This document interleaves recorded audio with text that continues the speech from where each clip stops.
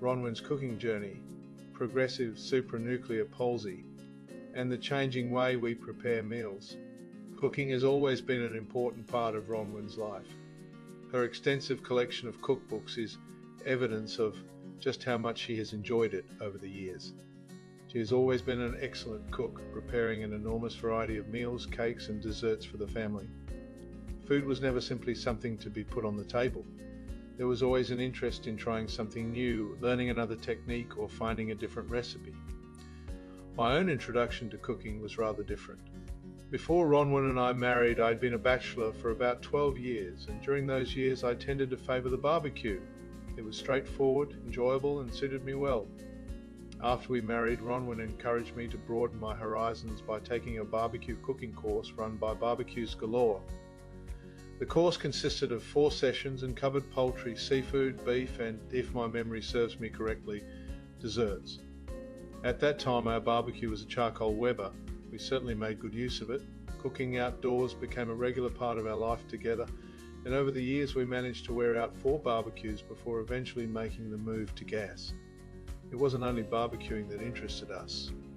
Ronwyn and I attended a number of cooking classes together over the years, and they became another of those experiences we could share. One class, held at a market, concentrated on preparing quail. At one point, the instructor asked for a volunteer to come forward and prepare one of the birds. Ronwyn put her hand up. I can still picture her doing it.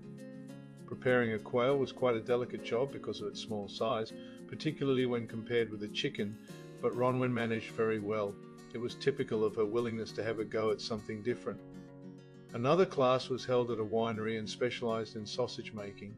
We were each given a quantity of meat and then allowed to choose from a selection of herbs and spices, some of them grown in the gardens outside. Everyone ended up producing something slightly different depending on the combinations they had chosen. We also attended cooking classes at a country restaurant where we were introduced to still more ideas, ingredients and techniques. Each class added something to our knowledge, but just as importantly, they were things we enjoyed doing together. Over the years, we experimented at home as well. We tried using different types of wood to give meat a smoky flavour on the barbecue, and later we purchased a sous vide cooker. That introduced yet another way of preparing food and produced quite different results from the methods we had used before. Looking back, there was always something new to try. As the years passed, however, cooking began to take on a different meaning for us. As Ronwyn's PSP progressed, eating became increasingly difficult for her. Gradually, foods that had once been easy to enjoy became harder to manage. Eventually, she could no longer safely eat ordinary solid food, and her meals needed to be minced or pureed so that she could swallow them more easily. Naturally, this changed the way I approached cooking. Meals were no longer simply about what we felt like eating or what recipe we wanted to try. I had to think about what Ronwyn could manage, how the food could be prepared, and after cooking, how it could be adapted so that she could eat it safely. In some ways, I found myself taking on more of the cooking role that Ronwyn had filled for so many years. Recently, I went through the pantry, refrigerator and freezer and realised there were quite a number of food items that needed to be used. Instead of trying to remember everything and then deciding what I might cook, I decided to use some of the technology now available to me. Using an app on my phone, I made an inventory of what we had. I simply spoke the name of each item and the app added it to a list. Once I'd finished, I transferred everything into an Excel spreadsheet. At the top, I entered the main protein I wanted to use and any particular ingredients I thought should be included. Underneath that, I listed all the other ingredients available in the pantry, refrigerator and freezer. I then gave the information to AI and asked it to create a recipe for me. It seems a long way from opening one of Ronwyn's cookbooks and choosing a recipe from its pages. Nevertheless, the result was a meal I prepared recently and it turned out surprisingly well. Once it was cooked, I minced Ronwyn's portion so that she could eat it safely. She ate it quite well.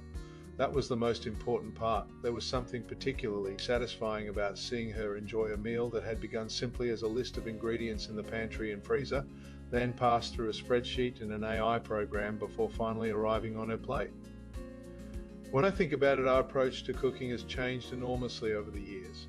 There was a time when Ronwyn would sit with one of her many cookbooks, choose a recipe and create a meal for us. There were the years of charcoal barbecues, outdoor cooking, smoky flavours and experiments with different foods. There were the cooking classes we attended together, the quail, the sausage making, the country restaurant, and all the new ideas we picked up along the way. Now there is an Excel spreadsheet, a phone app, and artificial intelligence helping me decide what to cook from whatever ingredients happen to be available. The technology may be very different, but perhaps the purpose has not changed all that much. It is still about preparing food for someone you care about. In that sense, our cooking journey has come full circle. Ronwyns spent so many years preparing meals for our family, drawing on her cookbooks, her experience, and her love of cooking.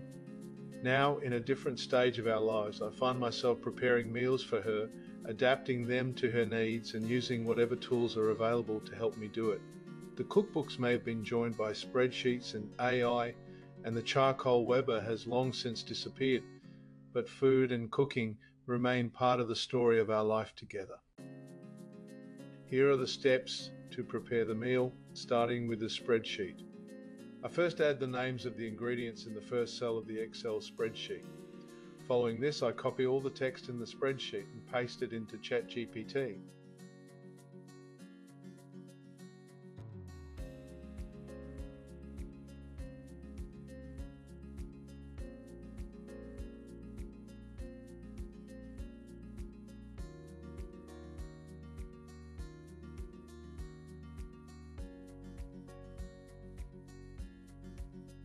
This is the app I used on my Samsung Android phone to make the list of the food items, the ingredients, the finished meal, and the pureed meal for Ronwyn.